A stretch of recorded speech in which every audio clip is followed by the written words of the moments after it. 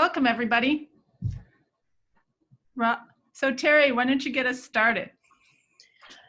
CESA 2 would like to welcome you to today's webinar, Virtual Learning with Multilingual Learners.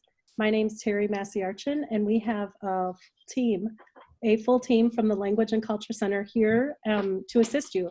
Audrey Lesondak, who is the former Wisconsin DPI EL Title III and bilingual consultant, will be presenting today's webinar.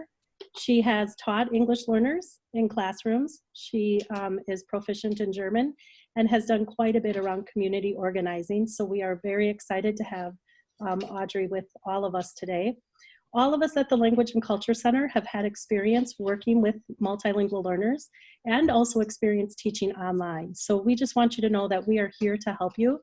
Today's webinar will be recorded, and we will also have closed captioning in the recorded version. So you'll be able to watch this and utilize it however it best fits your needs.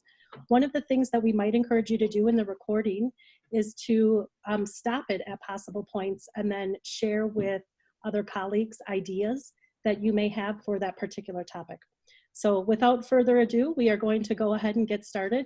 We have 3 people supporting the chat, so feel free to use that chat to ask questions, and we will go ahead.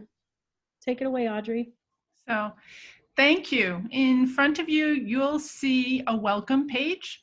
Second thing, I want to give a shout out to my colleagues, Robin, Kimberly, Mitchell, and Phil, who are all here with us today helping us make this presentation possible. So the first thing we always like to begin with when we talk about a Zoom meeting is we begin with an orientation. So one, a shout out to you saying thank you, you're here. You are welcome to test your chat and tell us where you're from or what you're doing and what your position is in your agency if you'd like to. So feel free to add something along the way just to tell us who you are. So I just wanted to kind of give that open for you. So here are a few other logistical things in addition to what Terry just said. You will find a bit.ly with a virtual ML listed, and it'll be virtual, so that stands for Virtual Multilingual. And on that page, you will find a couple different things. One, you'll find a PDF of this entire presentation. So this presentation is available to you on the spot now. In addition, you'll find a notes and discussion page. In that discussion page, you will find the agenda for this meeting as well as links to materials. Basically, we have a list of resources. We also have access to a Facebook page, and we also have an opportunity for you to sign up for individual consultation, and that will be at the end of this presentation. Another quick thing to remember is you are all on mute. There are times we will open that up for mute. You will find from the picture you have in front of you a little link in the left corner of your Zoom. That is your mute function. So when the options are available, you can mute or unmute that. Second, you'll see that there's a video camera on and off, and you will also see about halfway down the bar or in the middle of the bar, something referred to as the chat function. So in the chat function is where we can have an online discussion, and we will be pausing throughout for the opportunity to do that. Lastly, there are links built into the presentation. Now, I will fess up, I spent many years working at the Department of Public Instruction, and at the Department of Public Instruction, we always had to make sure we included all the materials on the slide because we were often referring to legal documentation or needed to be points of reference. So when we go through this presentation, you will find that there might be more words in the page. We will not be reading through all the words on that page. We just wanted to make sure that you had those links and those resources available to you. So that's just to give you some context. So again, welcome and thank you for coming. So let's begin.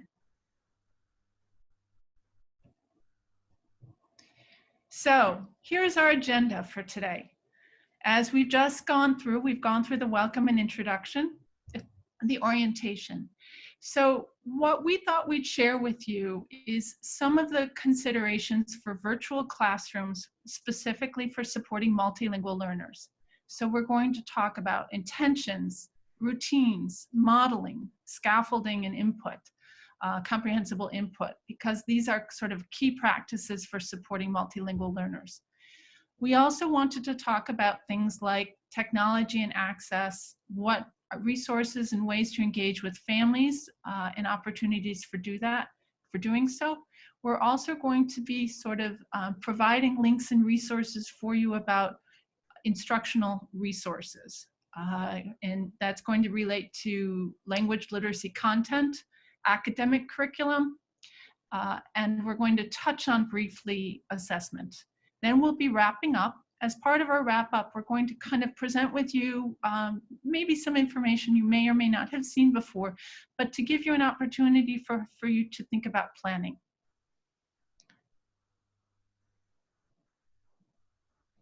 So at this point, this is the very beginning. We've just introduced some logistics and the orientation. So could you, if you had any questions about technology, how we get started, this is your chance to ask these questions right now.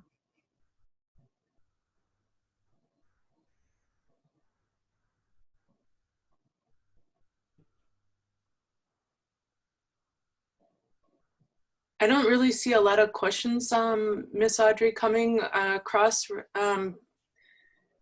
as far as technology-wise. A lot of people are introducing themselves. Mm-hmm.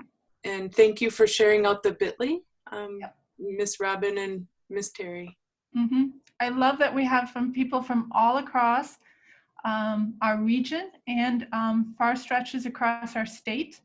We also see here that we have people from all different levels, from elementary and beyond. So great to see you here.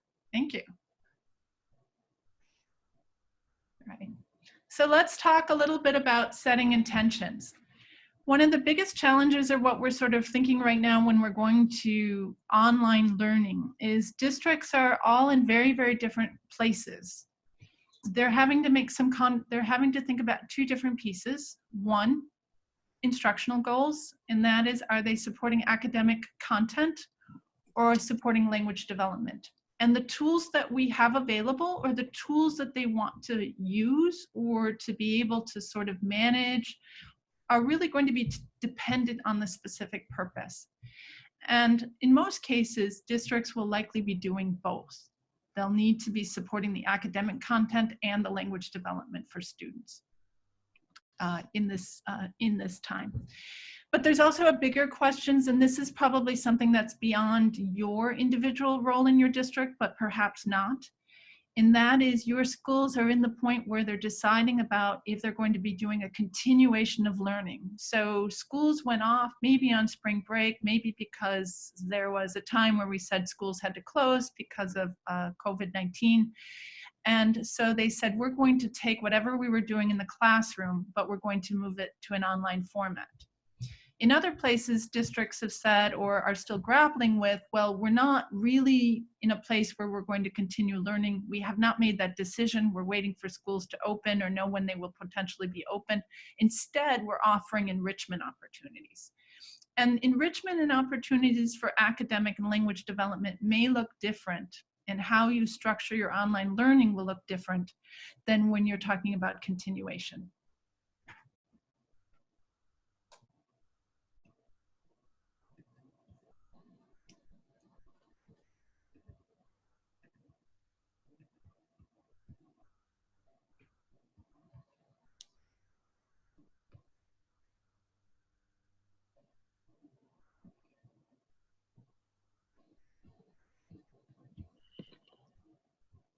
Okay. Audrey, one question that was asked was if people like Zoom or Google Classroom. And I just wanted to let people know that Zoom, you can record webinars or do live teaching like we're doing here. Google Classroom is considered more of a learning management system where you would put content. Your class could take quizzes they could view videos. So that's more where you would house your content. Zoom might be where you do some live tutoring, or you would be looking at presenting information live. You could also do a live presentation and record it so that your students could then watch that at a later date. And then, as someone is indicating in the chat, just a reminder that Zoom does meet some HIPAA and FERPA requirements in relationship to things being legal and also being encrypted. Nancy has indicated that Zoom has worked well for her video calls with her class. She offers it as an option to meet up with the class, but Google Classroom also has that class conversation option. It's just that you're not always able to do that face-to-face.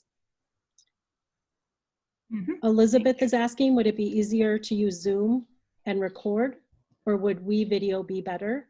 And I think some of that you're going to find is up to your preference. So yes, and that's one of the things that we're going to talk about. So that leads us directly into this next section right here, where we basically are talking about how you support virtual learning based on setting intentions.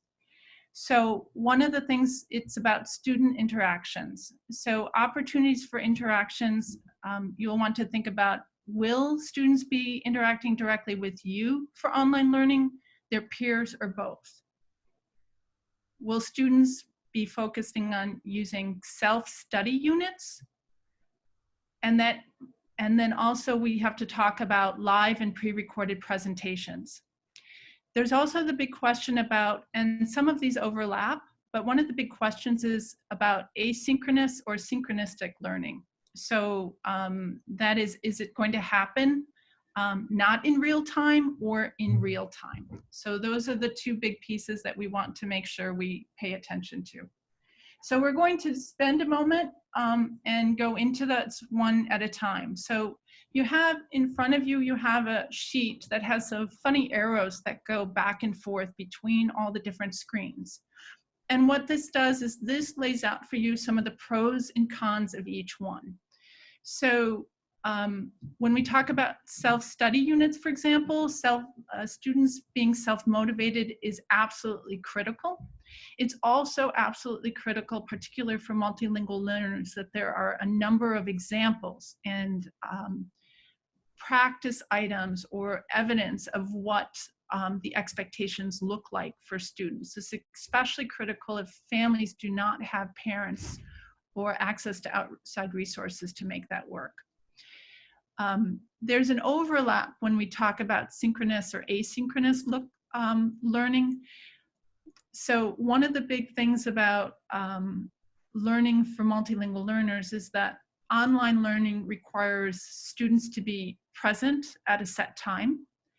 It also allows for meaningful engagement, but that also can be a barrier for kids because it means that they are dealing with the pacing of the class that might be overwhelming or beyond what they're comfortable working with. We'll talk a little bit later for some of the workarounds on that or some of the considerations you might be able to talk about. There's also pre-recorded presentations. Sometimes we talk about flipped classrooms and using that for that format. Sometimes if that's the case, there's opportunities for students to repeat the materials, to see them a second time and review. And also sometimes there's translation or captioning that's allowed. That said, sometimes there's opportunities for misunderstanding or misinterpretation of the materials presented. So if students go down a wrong pathway, they might go pretty far. The big issue when it talks about interactions is the two exciting, there's sort of pros and cons to this, if we look at the left lower box here. One is that one of the most wonderful opportunities about online learning for multilingual learners is you can give incredible amounts of direct personal feedback to students.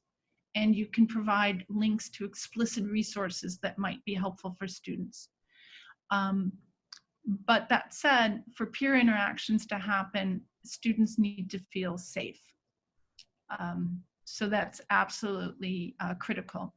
And again, sort of about related to pre-recording and asynchronous, one of the things about asynchronous unit is you can really develop and pack background information for students, build out units for kids. But again, if it's something that you're doing on site, it means there's real concerns about being able to process information.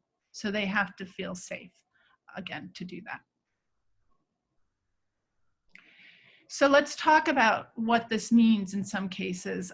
Pulling from the work of Jeannie Krimmel that presented recently at Get Supported, and also some of our own experiences, is that when deciding between asynchronous and synchronous, you have to think about the student proficiency levels of the kids. So for beginning students and also for younger learners, you want high ratios of synchronistic experiences, because you want kids to be able to engage in the use, production and use of language to the extent possible. Now, there's some backup things that one can do to build people's confidence, students' confidence in doing so. For intermediate levels, you can have an equal balance of both. So you might consider balancing your presentations or your work or your training between teaching between both asynchronous and synchronous sort of evenly. And then for the advanced level, they can handle a lot more independent management of materials itself. We'll go into a little bit about assessment, but I'll tap into this when I say this now. One of the big challenges for multilingual learners, and this is also for kids, this is not just for multilingual learners. If there's grading involved, if there's requirements for support, students feel very vulnerable putting themselves out front if they are being if there's an value added to it. In other words, they're getting evaluated. So you really want to structure activities that create an opportunity for safe engagement back and forth. So those could be anticipation questions, check how you're doing questions, putting out ideas. You need to create really systematic support or have it be directly with you as the teacher if you want, if you're needing to give feedback to students' particular answers or results in relationship to their learning. So I know we have a whole lot of chats that have been added to the discussion so far, so we are open up again to another time to talk more about the chats. So. Okay, Miss Audrey, one of the main things that are coming up right now, and I promised I'd bring it up right away, is the concern of HIPAA and FERPA when using the Zoom or Google platforms. And some of the districts are prohibiting this and the usage of this right now with their students. Can anyone talk to this? I have several people chatting and wanting to know more about this, please. Mm-hmm. So there's a few different things that one has to take into account on this. This has come up, and actually I believe if you go to the Zoom site, they have information about FERPA for their work, and so you may find information on that. So districts are looking into that, and there's probably going to be some stuff that will come out, I'm guessing, from the state and elsewhere about very specific protocols and procedures related to that. So one of the things that, there's two pieces of this equation. One is about what school districts have in place regarding grading use of student information, access to external environments outside of the platform. So that's one set of questions. So, you know, when working with students or students sharing materials, that's a different conversation. It's about learning happening. And most of these programs and most school districts currently have something in place for the apps that schools have used in their classroom. So many of the apps that are available are apps that schools would have used or potentially could have used in their classroom. So that's something to keep in mind. So the districts have to be clear on setting up what kinds of information and what kinds of learning can take place in these online formats versus what materials are shared about student records or student grades, etc. So there are different conversations. When we learn more, we will absolutely share it with folks. And Stephanie just posted, thank you, Stephanie, the Zoom statement on the security and encryption on that for us. It's over in the chat section, everyone. The next question that was posted, it's for those of us teaching middle or high school.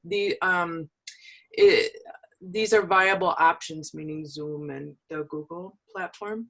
But what about those of us that with elementary, particular younger kids?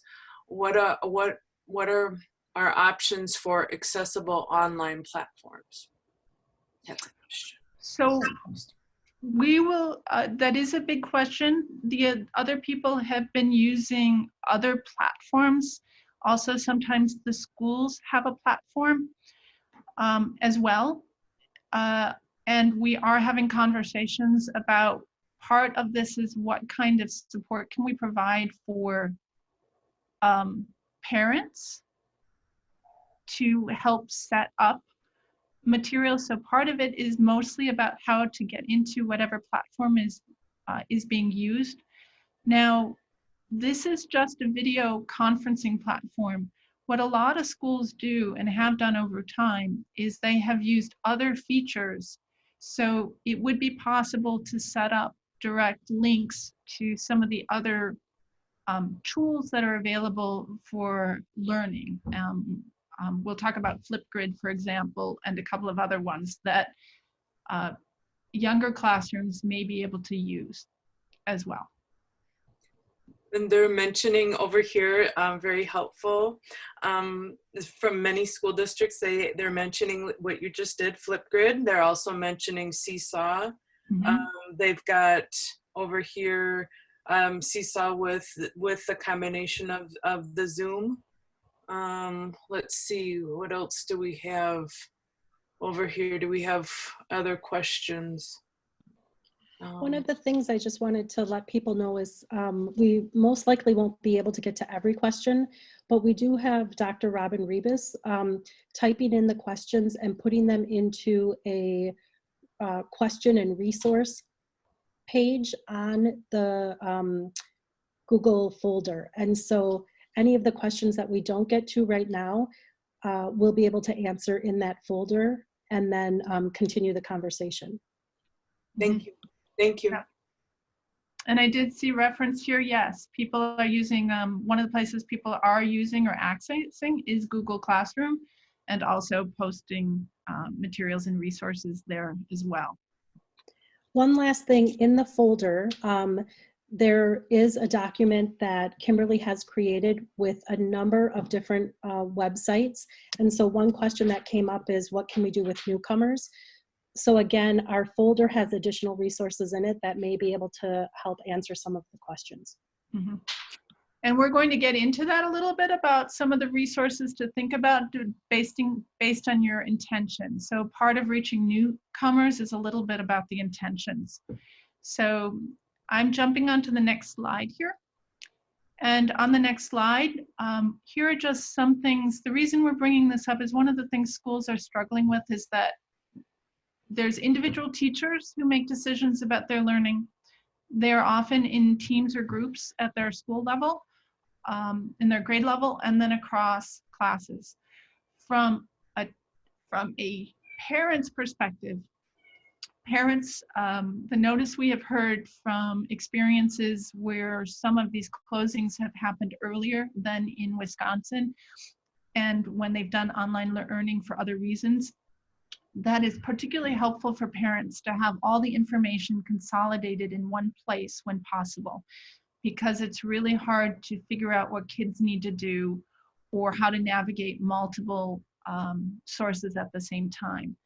So, and for kids to have to learn multiple mediums at the same time. So the best thing to do would be to see if there's an online systematic way to message things consistently to families. Instead of sending 100 emails, you send one on a regular basis.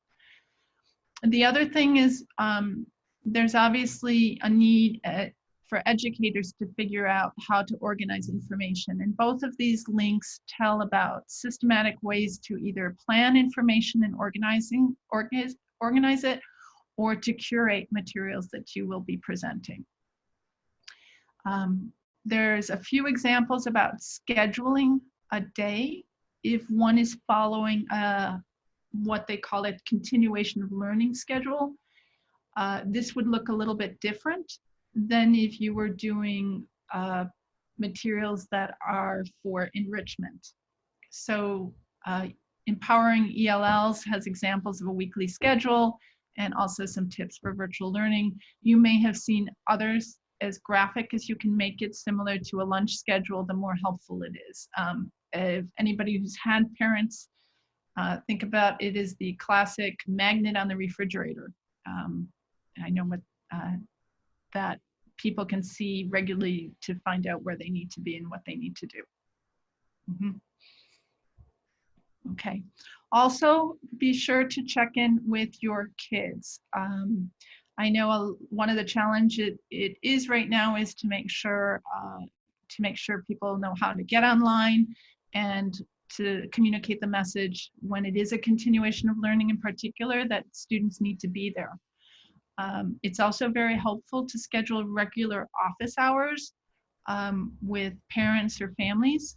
For multilingual learner families, this may not be a traditional time, so that's something that you might want to think about for families who might be working weird hours, or the person who is caring for the kids during the day might not have an ability to access the internet very easily or know how. Also, very critical to online learning is personal messaging. It's one of the most effective ways to connect with kids, to let them know that you're there, and that that you can highlight critical things that are important to them, and also to make sure you check in how they're feeling. So here's some basic concepts that you may already be familiar with, but we'll bring them out just so you have them in one spot.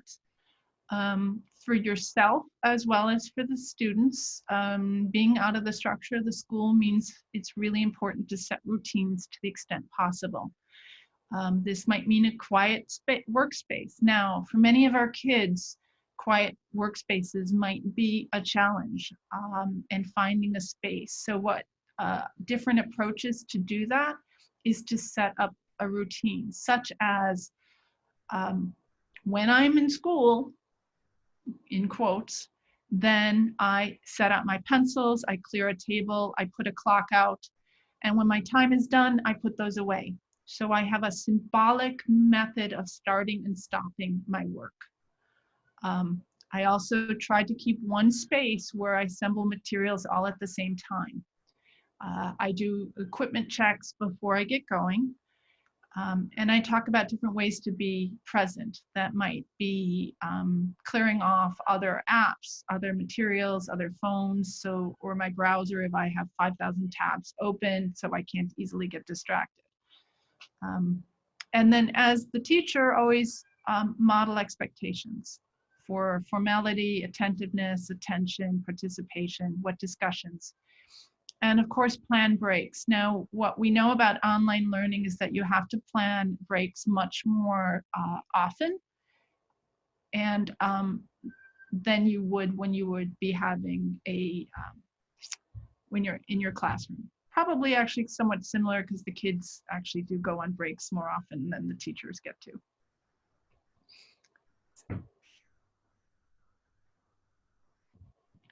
So here's some critical things about online learning generally. I can't say this enough. It is model, model, model.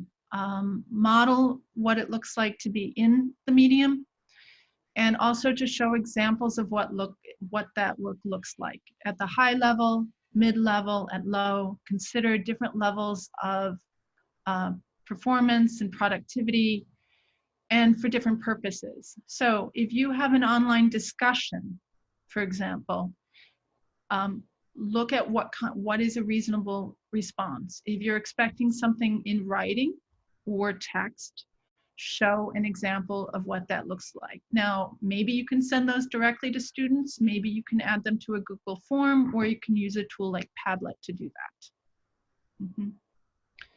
And this goes with setting tone. Other different ways, one of the big things for online discussion is who gets to start, when does it start, when does it end, and how do you know? So it's really important to think about that. So that might be creating a rotation of a discussion leader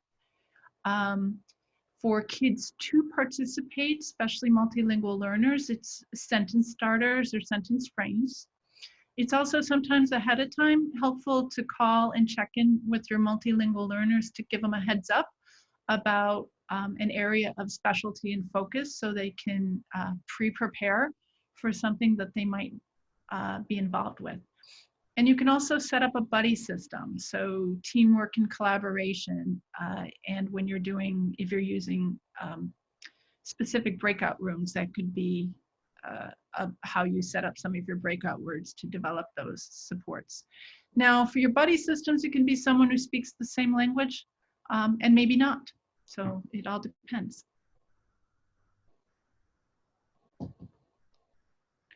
We also talk about scaffold and comprehensible input. As you'll see here, we have, I use a lot of images from Unsplash because they're real images that are free, completely open and accessible. It has a great search function, so you can find links wherever possible. There's obviously more, but these are freely available with no concerns. There isn't a copyright requirement. Just a reminder, we've made these videos available. They can be found via Iris, and they're examples of what scaffolding looks like for multilingual learners, and so it's always helpful to do that on a regular basis. You would want to consider the same kinds of presentation if you're presenting in English for students of other languages, to think about what kind of scaffolds are available in terms of realia, visual supports, links to first language using TPRS. We'll get into that in a little bit too. So here we go. So other things to consider for scaffolding and comprehensible input. Wait time. Wait time is really critical. Some of you might have given the access test recently, and you know the concept about having kids being able to wait before they present is really critical. Think about the rate of speech. It's a challenge for us all, including me here today, to figure out how to talk when we're talking into the computer screens. Gestures, facial changes are really helpful when doing so. Also, most of the platforms, and we'll get into that in a little bit, I'll introduce you to some, really talk about speech-to-text options. There's text-to-speech and speech-to-text options for kids.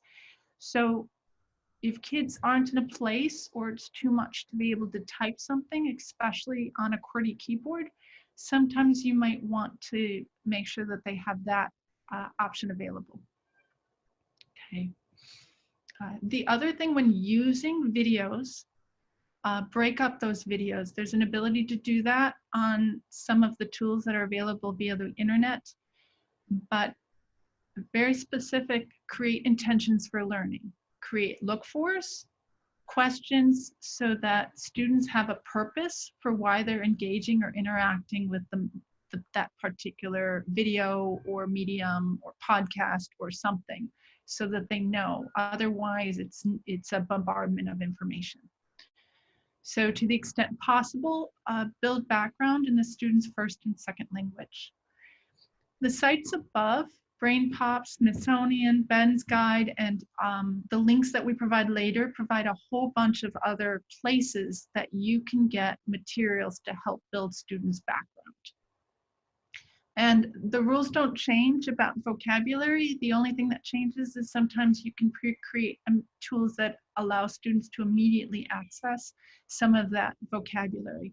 There's even a way, and we send a link farther on, about how you can create your own, or students can too, especially older kids. It's a challenge for younger, can even create their own Google translation lists of words that they need or want to use. So, and there's quick checks, Mentimeter, Kahoot, and on pages farther down, we'll give you more examples of ones where you can do an immediate quick check on what students can do at a particular time to find out for formative purposes.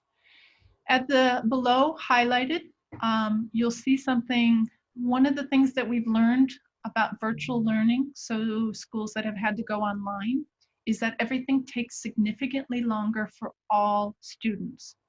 So schools should expect to cut the workload in half for all students. Now, for multilingual learners, it's twice the work as it is for other kids in site-based classes. So this is potentially 4 times the work. So you're really going to need to think about priority areas to focus on.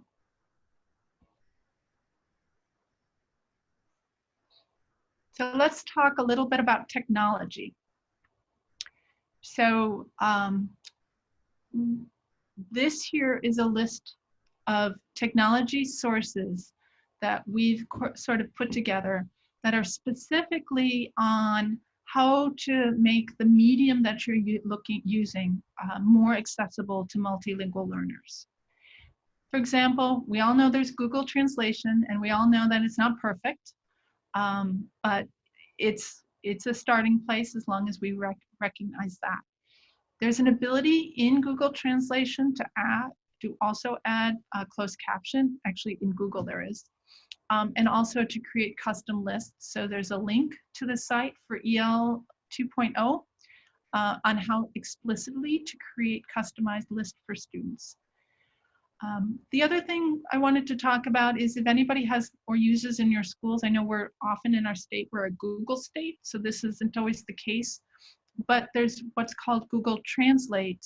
Microsoft Translate has and there's also Microsoft Immersive Reader, which is also available as a note, in OneNote. Now, the Immersive Reader is pretty amazing. It allows you to basically go in, do text-to-speech reading of the text.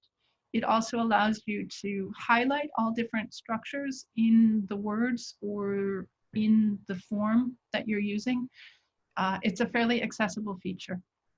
And also remember, even our multilingual learner families, most of them, not all, of course it's never all, have phones, and the kids have gotten, and the adults have gotten pretty savvy. There's cameras that are amazingly sophisticated on those phones. So kids have the ability to use those phones in different ways as part of their learning. And there's multiple apps that highlight an object and allows you to see what the word looks like, etc. The one we mentioned earlier is called Flipgrid. There's also interactive media such as TED Ed, and one thing I do want to highlight is typing or keyboarding if kids have to use keyboards.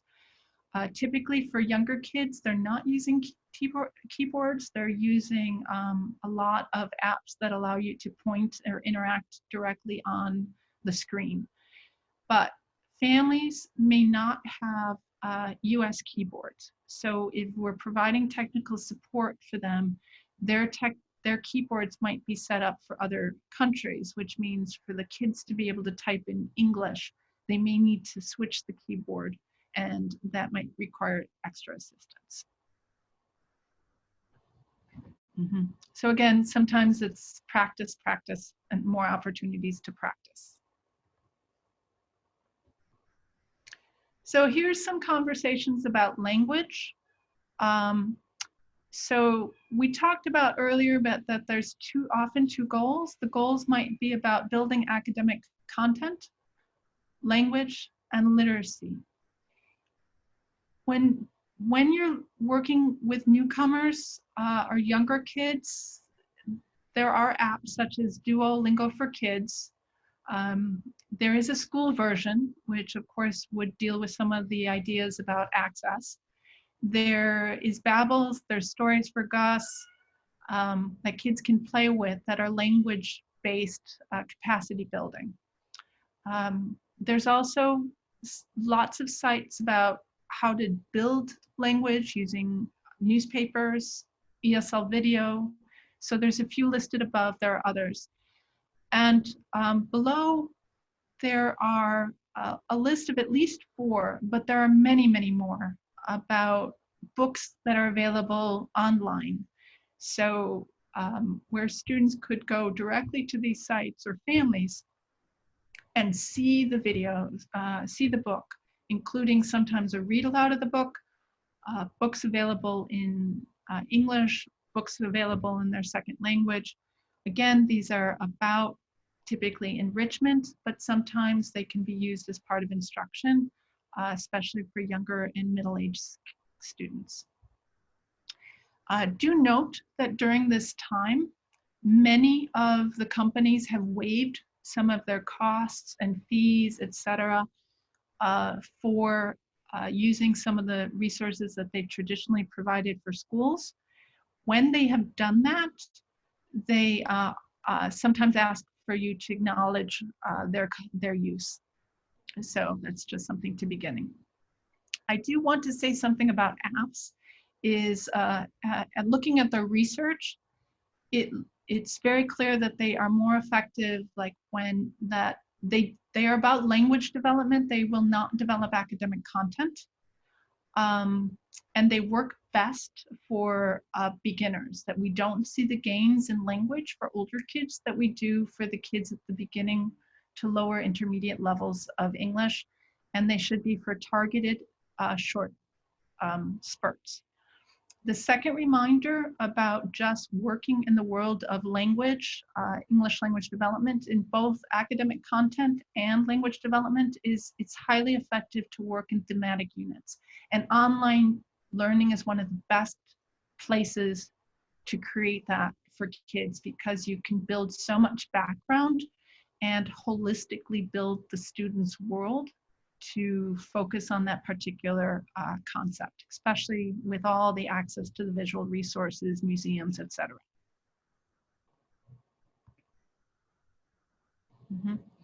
Now, when we talk about academic content, there's a lot of places out there. I'm just giving you a few here. One is there's always Khan Academy, that's in English and in Spanish. Engage New York has curriculum in ELA and math, and there's a link to the Indiana Department of Education. They have some guidance specific to ELs, but we've already mentioned those that they've mentioned as well. But there's a list of resources, typically enrichment, but some of it related to academic standards on all the different content areas, not just ELA. So they have computer science, arts, music, physical ed, social emotional learning, etc. So you might want to check into that just if you're looking for a place to tap into academic content that will have to be adapted and adjusted using some of the other tools and delivery methods that we've shared. I've also created a link here to formative tools. And these are pop-up check-ins with kids are most of those. And so this is when you're doing both synchronistic and asynchronistic learning, is quick checks are far more effective at finding out where kids are at than necessarily using the formalized year end of unit exams. When you are doing end of unit exams, you're much more effective if you're using open-ended questions, for example, or creating multiple opportunities for students to be able to share what you know, they know, or you know too, I guess. But remember also, we're always talking about the 4 language domains. We have to keep in mind BICS and KELP, and we always have to remember all 3 language literacy and content. So that was a lot of information about academics and academic knowledge, tools for access to language learning. So again, we have a check-in and a time for questions. So Audrey, this is Terry. I actually have a question. And I ask you this because I know that you most recently were at DPI. Thinking about Title III funds and bilingual bicultural funds, as you were presenting all of that information, I'm just wondering if you could take just a short minute to maybe talk about what would be correct uses of those funds in relationship to materials that you've discussed, or ways to support students as we move to this new way of learning for the remainder, possibly remainder of the school year. So that's always a good question. And since, as I've always said before, since there's not quite yet someone there to contradict me in terms of how they would approve or not approve funding for Title III. So one of the requirements is that the schools provide equitable access and provide a language education program and access to content that all kids have access to or are able to use or do. So Title III funds would not normally be able to be used for those purposes. What Title III funds, though, is about providing supplemental access specifically to ensure that English learners and their families have access to school and school related materials. So if school districts needed tools to specifically engage families, for example, targeted online training,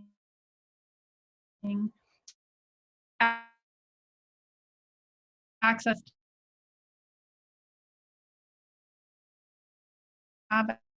to don't, the school can use Title III funds to pay materials. If there's something very specific that is for enrichment beyond the general programming for multilingual learners, then the Title III funds can be used for those purposes as well. So it cannot be used if, let's say, the school decided to provide take-home, I'm being idealistic here, but take-home devices, specifically Chromebooks for the whole school, because that was the only way they can secure access to the school portal for the families to do online learning. The school district couldn't say the 500 kids, we will pay for those Chromebooks out of our general funds, but we will use Title III funds to pay for that for English learners. That would not be allowable. It would have to be something that is above and beyond what the school would normally provide. Now, that said, I do have the caveat that these are not normal times, and that there may just be sort of a breakdown of saying, you do whatever you need to do to get people into the medium and worry about the consequences later. But reality is, if you were to follow the protocols, it would be anything that would be supplemental to what all kids would normally get, but the families do not. The other way that would also come up is if I were to do specific activities where I really wanted to make sure the families knew how to access and the kids the learning online, that would be allowed. If I were translating and interpreting documents that all families in the school get, that would not be allowed.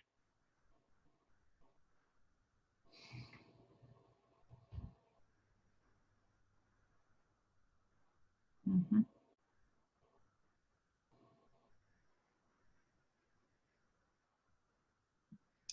We have had a question related to paper and pencil, and I did let people know that that would be what we as a CESA 2 Language and Culture Center will be tackling next. We wanted to divide that up because obviously at this point we didn't want to overwhelm people. I kind of chuckle as I say that because I think we're probably all overwhelmed. It's and doing the best we can. So we'll have more information about the paper and pencil coming next week. And then somebody asked about written guidelines for teachers when recording themselves at home. And we don't have anything about that, but I do know that WEAC has been putting out information for teachers, and we'll make sure to add that question to our question and resource page and get that answer for you. Audrey, at this point, we have about 10 more minutes until 1 o'clock. Right, so I think we're doing pretty well on time-wise, so that's good to see. I do see a couple questions. Now, I don't have any word back from DPI about access testing and if it's availability. I do know that the access test was all done online. The only barrier I could see to its mid-April send-off to school districts, because it's all online, it's not generally, it can all be accessed online, is that if for some reason there was too much cancellation of states across the country to administer the access test to get enough of a pool to accurately develop scores. From my experience in the past, they, at this point, or by the time this COVID-19 hit across the country, they would likely have had enough states test to accurately calibrate the test. So I cannot foresee that that would be an issue. But you never know, because everything's up for grabs. Just one last thing before we move on. A couple of questions we've had related to what are the permissions for using these materials. And so I just quickly want to touch on that. We create these for you to be able to use in your districts. And so you can share this presentation with colleagues. You can watch it together, pause it, and have conversations about how you will implement. The one thing that we would ask, obviously, is because of the time that we have spent creating all of this, is that you would reference us as the source. And then we would ask also that you wouldn't just take our materials, copy it, and make it your own. But we are here for you. As Audrey will tell you in a little bit, there are additional resources that we will have beyond this webinar, because we want to make sure that we're not creating something that's like a one and done webinar, but that we have sustainable support for you. All right. So that brings us, as we mentioned, especially with Title III, that brings us to connecting with families. And so you may have seen some of these resources before, but they're here again. One is that there's a great tool out there called Talking Point. This is a translation program for text messaging to families across languages. There's always the sometimes fee-based, the Geo Group, there is, of course, others that do interpreting and translating services. Language Line, I will try to see, I plan to call into the state to see if we can actually get that actual contract number out to folks. So districts themselves will know the contract number for the state rate for the Language Line. As soon as we find that, we'll post that for you. Color in Colorado has a lot of information about families, about understanding COVID-19. I know there are a number of more that's listed on the Spanish resource list here. And as we've mentioned, what the two other things you have here is we've talked about Zoom, and some of it doesn't require interpreting options, but it's pricey. But there is also the option for having a Zoom meeting recorded and translated, and I don't think there's quite the same cost associated with that, if any. Spectrum has made available to all families at this time to have access, and so you'll find the link to that. And since many times it will not be you, but your IT departments, we've included a sample letter template here for informing your IT departments about these resources here in case your schools are actually calling IT or need to really talk to IT about setting up instead of the classroom teacher who is probably working really hard to figure out how to deliver instruction. So we have shared this, many of you before, about with Dr. Robin Rivas and Terry Massey-Archin, our colleagues here, about the principles of learning for multilingual learners. For some, we're creating exception opportunities for advancing. Others, we're closing the links in the ladder, and other times we're having to fill in some of the missing pieces. So what we'd like to do at this point is we would like to spend just a brief moment for you to think about some of the information that we've shared today about students who are at different proficiency levels. And we'll just spend a minute on this or two, just we want you to reflect on it. And if you want to add anything to the chat, you're welcome to do so, or to the discussion page, because we'll take that information later to think about how we can better help you. But on the next slide, you'll find a description of students that we've shared with you before. And those students are at different proficiency levels. So based on what we've talked about is it enrichment? Is it about continuation? Are you needing to also support this student's first language or not?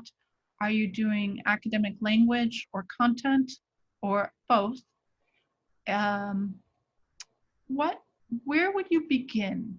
What would be the ways you could think about starting to support those families?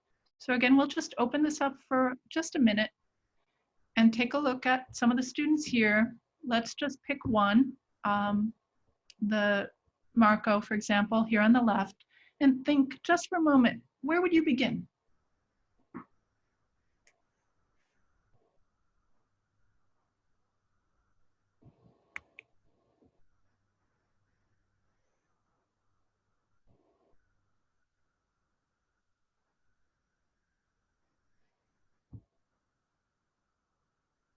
So go ahead and put any thoughts and comments into the chat.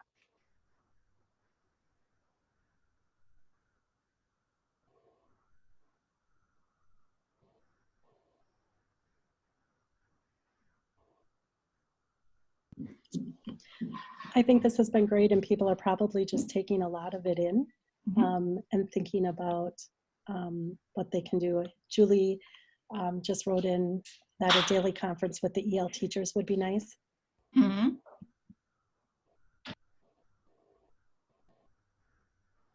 Addressing the social emotional learning would be absolutely critical.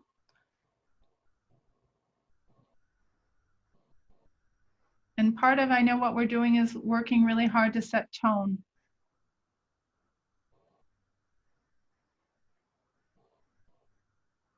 To sort of validate that this is the process and that we can do this, and they are, that we're in collaboration with students to do that. Right. So I'm going to move on, but I just wanted to present this to you so you have an idea about to begin to think about what the process would look like. So we'll open it briefly again for, I'm actually going to move this, and I'm going to give you the information on the last slide here. And then after that, we're going to go back and then open it up to final chat questions here.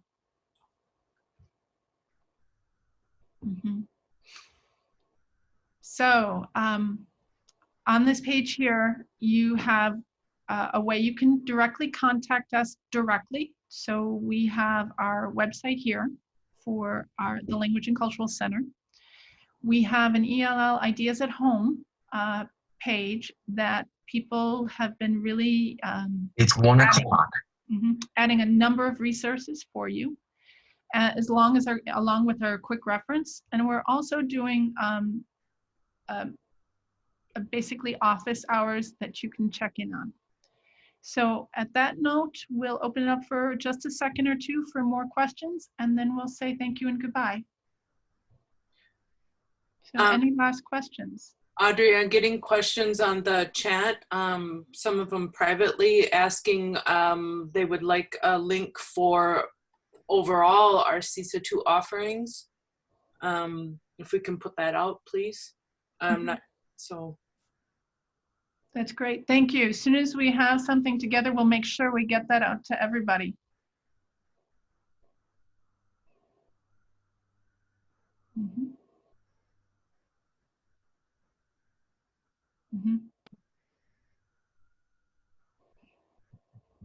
Okay, well, thank you everybody for your time.